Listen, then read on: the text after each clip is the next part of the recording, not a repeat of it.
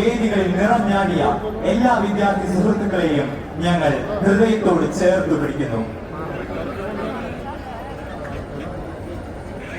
കലയോടുള്ള പ്രണയത്തിൽ നമ്മൾ ഏവരും വിജയികളാണ്.